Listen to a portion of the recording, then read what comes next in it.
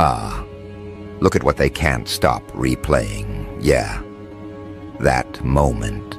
The one they thought would pass quietly. The one they assumed would dissolve into nothing like all the other times you were expected to stay in your place. The one where the room was supposed to move on without resistance, without interruption, without friction.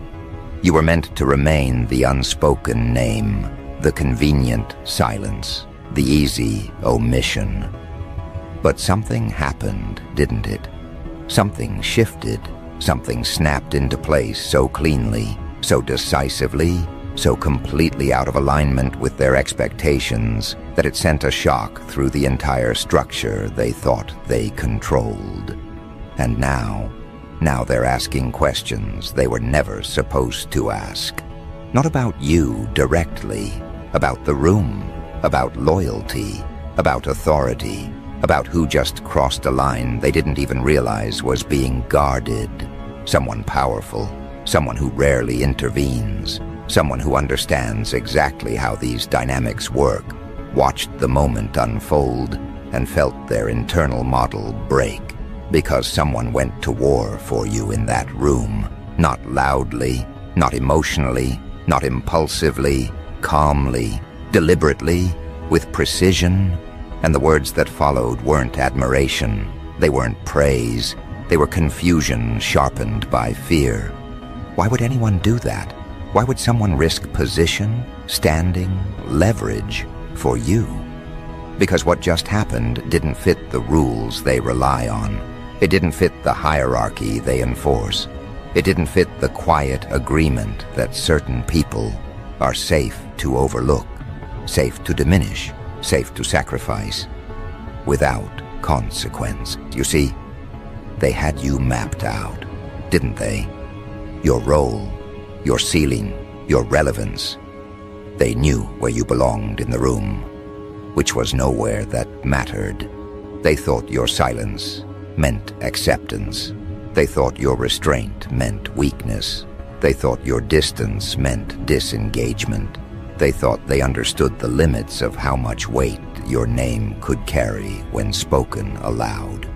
And for a long time, maybe you let them think that. Maybe you stayed quiet. Maybe you didn't correct the narrative. Maybe you allowed them to believe you were alone, unsupported, unprotected, that you didn't have anyone willing to step into the fire on your behalf. And then it happened. That one moment, that interruption they didn't plan for, that defense they didn't see coming because they were too busy watching the version of you they thought they had already neutralized. The shift was immediate. You could feel it. The air changed. The confidence in the room wavered. The unspoken hierarchy glitched. Because when someone speaks up for a person who isn't even fighting for themselves, it exposes something dangerous. It reveals that the power balance they rely on is conditional, fragile, dependent on compliance. And the moment someone refuses to comply, the entire structure starts to wobble. Someone somewhere, someone with authority, someone who understands how influence actually moves, thought the same thing at the same time. This wasn't supposed to happen. Not for you. Not like this. Let's be very clear about something. That moment wasn't about fairness. It wasn't about kindness. It wasn't about morality. It was about alignment. Someone recognized something in you that didn't need defending loudly, only acknowledged correctly. And that recognition shattered the framework the room was operating under. Because when you build power on the assumption that certain people will always stay quiet, always absorb pressure, always accept erasure, and someone violates that assumption, it's not just uncomfortable, it's destabilizing. You became the variable they couldn't control without realizing it existed. Not because you spoke, but because someone else decided you were worth interrupting the script for. They thought your story was already written, that your chapter had ended somewhere earlier, quietly, without ceremony. They convinced themselves your absence from the conversation meant irrelevance. They told themselves that if you mattered, someone would have said something sooner. They used that silence to justify everything that followed. And then in one precise moment, that justification collapsed. Because silence wasn't the truth. It was just unchallenged until it wasn't. Now here's where the discomfort deepens. The person who spoke up didn't do it out of loyalty, the way they understand loyalty. It wasn't tribal. It wasn't emotional. It wasn't personal history. It was recognition of trajectory, of pattern, of something that doesn't announce itself early but becomes obvious to those who know how to read rooms properly. That's what really unsettles them. Because if that person saw it, others might have too. And if others saw it, then the assumption that you were safe to dismiss was wrong long before that moment. They're retracing conversations now, replaying side glances, reinterpreting pauses, trying to locate the exact point where the balance tipped without them noticing. Because power hates being surprised, especially when the surprise comes not from rebellion, but from realignment. You didn't storm the room. You didn't force a confrontation. You let gravity do the work. You let the truth surface on its own timeline. And when it did, someone else took responsibility for acknowledging it. That's the part they can't neutralize. If you had defended yourself, they could frame it as ego. If you had argued, they could call it insecurity. If you had demanded respect, they could paint you as difficult. But you didn't. Someone else did the speaking. Someone whose voice carries weight they can't easily dismiss. Someone who doesn't gain anything obvious by standing up for you. And that absence of motive terrifies people who survive by tracking incentives. So now they're scrambling to reassert order. Quietly, subtly. They're adjusting language, softening edges, reframing the narrative to make it seem like nothing really changed. But it did. They know it did. Because the room remembers. Rooms always remember moments like that. Moments when the script breaks and no one knows who's supposed to speak next. Moments when the hierarchy hesitates. Moments when the wrong person suddenly looks protected. You should understand something about these environments. They are not ruled by rules. They are ruled by permission. Who is allowed to speak? Who is allowed to challenge? Who is allowed to matter? And permission is rarely written down. It's enforced through silence, through repetition, through people learning exactly how far they can go before being corrected. When someone goes to war for you without asking, without signaling, without hesitation, it sends a message that permission has shifted. And shifts like that don't reverse easily. They're watching you differently now. Even if they pretend not to be. Even if they never mention it again.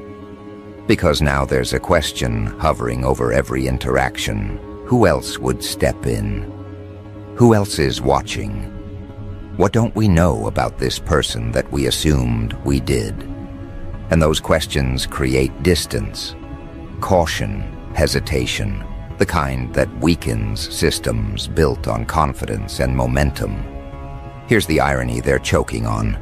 You didn't plan this moment in the way they understand planning. You didn't orchestrate it socially. You didn't lobby for support. You didn't manipulate alliances. You simply became someone worth defending without needing to ask. And that's a level of leverage that can't be fabricated. It can only be earned through consistency, restraint, and a refusal to perform desperation. They keep circling back to the same thought, even if they don't articulate it clearly. If this person was worth that kind of intervention, what else have we misread? What else have we underestimated? What other assumptions are we operating on that might collapse the same way? Because power doesn't fear opposition as much as it fears blind spots. and you just exposed one. What makes this even more unsettling is that you're not capitalizing on the moment publicly. You're not posturing. You're not changing your behavior to signal victory. You're not reminding anyone what happened. You're moving exactly the same way you were before, calm, unbothered, focused. And that consistency tells them something they don't want to admit. This wasn't a fluke. This wasn't luck. This wasn't a one-off. This was alignment finally becoming visible. They're realizing now that your restraint wasn't submission. It was selectivity. That your silence wasn't absence. It was observation. That your patience wasn't weakness. It was timing. You didn't need to speak in that room because the moment required someone else's voice. And that tells them you're operating on a level where outcomes don't depend on constant assertion. They depend on positioning. Now here's where the unease turns into something sharper. They can't confront you about it without exposing themselves. They can't ask why someone defended you without revealing that they believed you didn't deserve it. They can't challenge the shift without drawing attention to the instability it exposed. So they sit with it. They adjust around it. They carry it forward into future decisions in subtle ways. And every adjustment is an admission that the balance of power has changed. You should know this, too. When someone goes to war for you in a room like that, it's never just about the past. It's about the future. It's about trajectories colliding. It's about recognizing who will matter later and choosing sides before it becomes obvious to everyone else. Someone made that choice. Quietly, publicly enough to be felt. And now the clock is ticking on a reality they can't stop from unfolding. Because moments like that don't fade. They echo. They influence how names are spoken, how opportunities are framed, how risks are calculated. You didn't walk out of that room elevated in title. You walked out recalibrated in perception. And perception is where real power lives. They wanted you small, contained, predictable. They wanted you grateful for scraps of acknowledgement. They wanted you dependent on their approval. And now they're forced to contend with the fact that you don't need any of that. That your position doesn't hinge on their consensus. That your relevance doesn't require their permission. Someone else already made that clear for them. And the most destabilizing part, this wasn't the climax. It was an early signal, a preview, a quiet confirmation that the structure they're relying on is already under strain. Because when one person is willing to step forward, others start reconsidering their silence. When one rule is broken without consequence, the rest start looking optional. And when one person is recognized as worth protecting, the story around them begins to change whether anyone wants it to or not. They're not saying it out loud yet, but they're thinking it. That moment wasn't the end of something.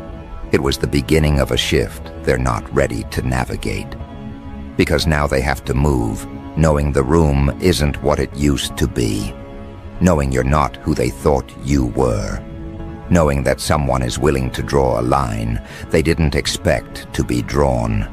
And as they sit with that realization, adjusting, recalibrating, pretending everything is normal, one thing becomes increasingly clear. The next move isn't going to come from the same place the last one did. And this time, they won't be able to pretend they didn't see it coming. Here's the part that's quietly hilarious if you know how these rooms actually work. Everyone is acting calm. Everyone is nodding. Everyone is speaking in neutral tones like nothing has shifted. But internally, they're spiraling because the rules they depended on just proved optional. And once a rule becomes optional, it's already dead. They don't know how to function in environments where silence isn't guaranteed, where compliance isn't automatic, where someone might intervene at any moment without warning. They built their confidence on predictability, and predictability just walked out the door with that one sentence spoken on your behalf. Now they're trying to locate the source of the disruption, not you. You're the outcome. They're trying to figure out who went to war for you and why. Because power doesn't fear opposition nearly as much as it fears alliances it didn't authorize. The question bouncing around the room isn't, was that appropriate? It's who else would do that? And that question spreads fast. It infects decisions. It slows momentum. It turns every interaction into a risk assessment. Suddenly, people are choosing words more carefully, watching reactions, testing boundaries with half steps instead of full strides. They're also running a secondary calculation they'll never admit to. If someone was willing to step in like that, what does it say about you that they missed? What does it say about their judgment, their perception, their supposed ability to read the room? Because here's the uncomfortable truth they're brushing up against. People don't go to war for liabilities. They don't stake credibility on someone they think is weak, unstable, or expendable. That defense wasn't charity. It was a signal. And signals like that ripple far beyond the moment itself. This is where the humor turns dark if you're paying attention. The same people who once dismissed you are now scrambling to position themselves closer to neutrality. Not support, not alliance, neutrality. Because neutrality feels safer when the ground is moving. They're not apologizing. They're not acknowledging the shift directly. They're just adjusting behavior in small, almost comical ways. Slightly kinder tones, sudden interest, convenient amnesia about previous assumptions. It would be funny if it wasn't so predictable. And you're not reacting at all. That's the part that's driving them insane. You're not basking. You're not leveraging the moment socially. You're not changing how you show up to signal victory. You're not reminding anyone what happened. You're letting the silence do the work again. But this time, it's a different kind of silence. This one is heavy, charged, full of implications. It's the silence of someone who doesn't need to prove they're protected because the protection already revealed itself. They're starting to understand something they really don't like. That the defense didn't come from loyalty built over years of social grooming. It came from respect built through observation. Someone watched how you move, how you operate, how you don't collapse under pressure, how you don't perform insecurity for sympathy, how you don't beg for relevance. And they decided, quietly, that letting the room misread you any longer was inefficient. That's the kind of reasoning that terrifies people who rely on dominance through optics rather than substance. So now the room is haunted by a ghost question. If you weren't worth defending before, why are you now? And the only answer that makes sense is the one they don't want to face. You didn't suddenly become something. You always were. They just weren't paying attention because they were too busy managing appearances. That realization hits hard because it exposes a deeper flaw. Their system doesn't identify real leverage early. It identifies compliance. It identifies noise. It identifies people who perform importance loudly enough to be seen. You didn't do that. You let time do its thing. You let patterns reveal themselves. You let results accumulate quietly.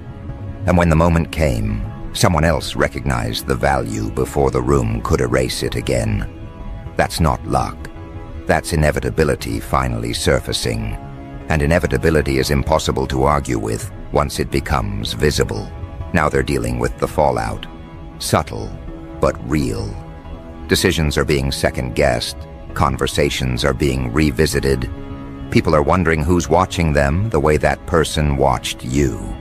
Because if you slipped past their radar, who else might be doing the same?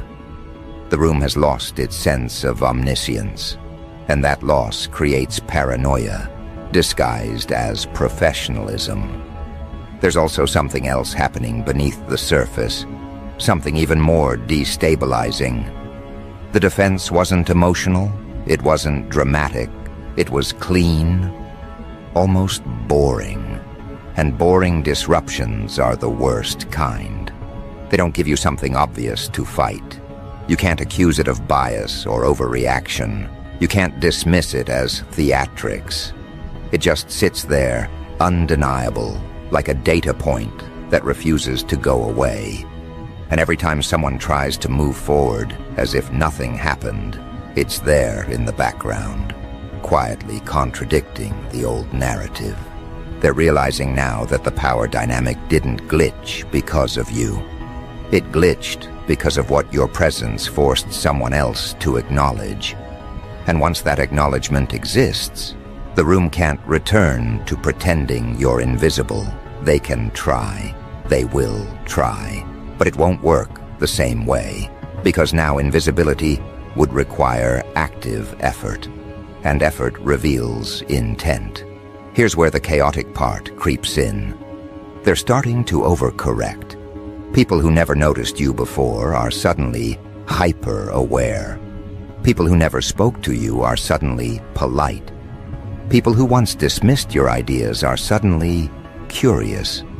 It's awkward, transparent, almost embarrassing, like watching a system try to patch itself in real time while pretending nothing broke.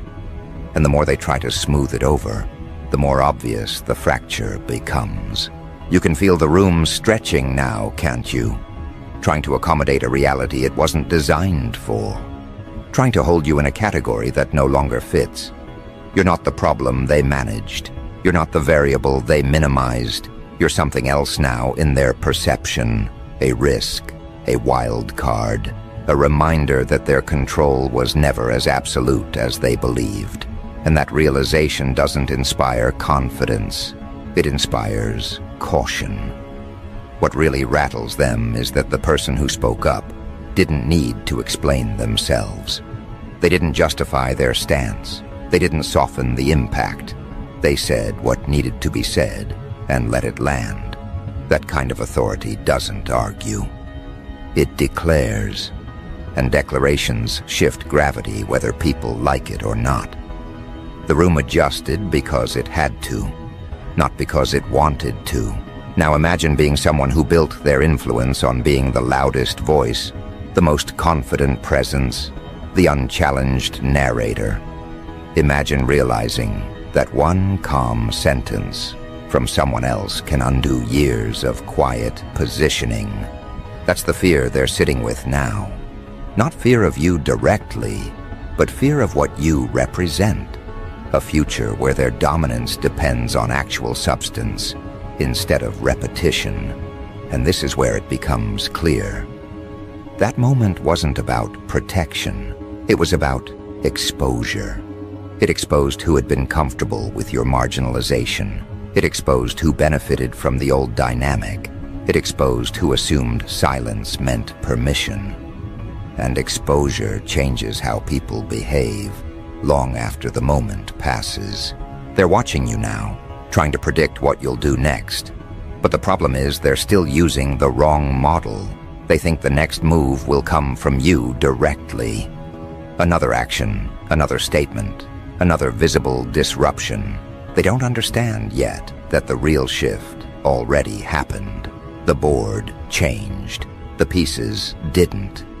And that misunderstanding is about to cost them, because while they're focused on you, while they're tracking your expressions, your tone, your timing, they're missing the more dangerous variable entirely. The room itself has changed. The social gravity has shifted. The permissions they relied on are no longer assumed. And once that happens, power stops flowing the way it used to. It starts leaking. Slowly, at first, almost politely, until one day someone realizes decisions aren't landing the way they used to. Instructions don't carry the same weight. Assumptions don't close conversations anymore. That's when panic sets in, because panic is what happens when authority discovers it needs consent. Here's the part they don't want to acknowledge. The person who went to war for you didn't just speak once and disappear back into neutrality. They altered how everyone else is now allowed to think. They created a precedent, and precedent is lethal to fragile hierarchies, because precedent gives other people ideas. It whispers that intervention is possible, that silence is optional, that you don't always have to wait your turn if the turn was never meant to come. That whisper spreads faster than any announcement ever could. Now the room is full of people pretending they don't hear it, while secretly wondering if they should act on it next time. And that internal debate is corrosive. It slows everything down. It creates hesitation where there used to be certainty. And certainty was the only thing holding the structure together. They didn't realize how dependent they were on it until it cracked. You see, systems like this don't collapse because of rebellion. They collapse because of confidence erosion. Because once people see that authority can be challenged cleanly and survive, they start reassessing their own limits. They start noticing where they've been shrinking unnecessarily. They start asking why certain lines existed in the first place. And those questions don't stay theoretical. They show up in meetings, in decisions, in moments where someone pauses instead of complying instantly. That pause is where power goes to die. They're also realizing something else, something deeply uncomfortable. That defense wasn't reactive, it wasn't emotional. It was anticipatory. It came from someone who could see where things were headed and decided to intervene before the damage became obvious to everyone else. That means someone in the room understands trajectories better than they do. Someone who can read future consequences while others are still clinging to past arrangements. And that realization is quietly devastating. Because now the question isn't just, why did they defend you? It's what do they see coming that we don't? And once that question exists, trust in leadership fractures. Not publicly, internally, in the places that matter, people start hedging, preparing contingencies, keeping options open. The room becomes a collection of individuals protecting themselves instead of a unified structure enforcing order. That's when things really start slipping. And all of this is happening while you remain almost offensively calm. You're not escalating. You're not exploiting the moment. You're not acting like someone who just gained leverage. You're acting like someone who always knew this was inevitable. And that demeanor reframes the entire event. It suggests that the defense wasn't a surprise to you either. That it was simply timing, aligning with reality. That's the part that really messes with their heads. Because if you expected this, if you knew someone would eventually draw that line, then what else do you know? What else are you prepared for?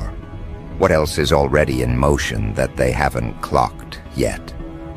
Power hates uncertainty, and you've become a walking source of it without doing anything overt.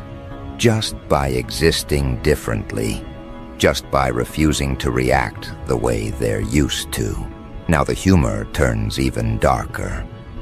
They're trying to restore balance using the same tools that just failed them.